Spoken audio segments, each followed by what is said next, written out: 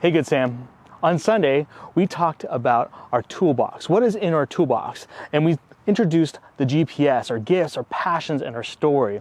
And we dove into what our gifts were. We looked at the life of David as he was being called by Samuel to be the next king and how nothing changed. He went back out to the field to be a shepherd. And it took a couple years to develop his gifts. As a shepherd, he developed his gifts, his tools, as a shepherd, using his sling and his staff to take care of his sheep and defend them from animals. Later on, we hear he goes out to the front lines and he hears the challenge by Goliath to the Israelite people. And he rises to the occasion. He steps out in faith, saying that I will take on this person who is challenging and defiling God. We hear how he goes to Saul and he finds out that Saul is offering him all these tools that is his armor, his shield, his swords, things that did not fit David. And David in the end declines and saying, hey, I want to use the tools that I was given by God.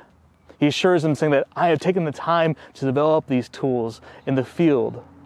We learn that we all have gifts and talents that have been given to us by God. We talked about the fact that we all have slings and we all have harps. Our slings are the things that we use every day in maybe our everyday life, maybe our job, maybe at home, maybe it's in a passion or a hobby that you have. But it's something that we can use to share the gospel, to be part of the mission that God has given us to proclaim His name to our communities and our world. The other gift that we have, or gifts we have, are called harps, as we like to put it.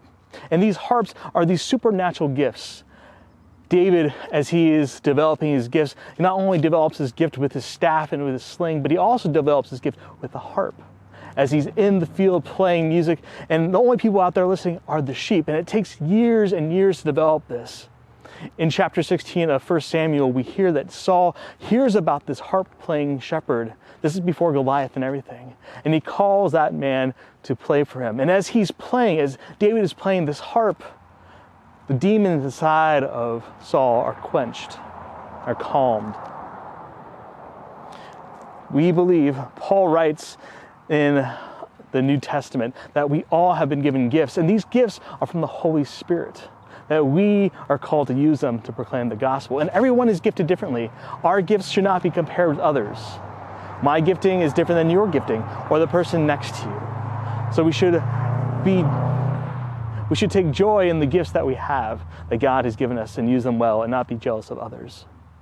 I hope that this week you've been able to take that assessment at gifts, passions, and story. The link will be in the description below.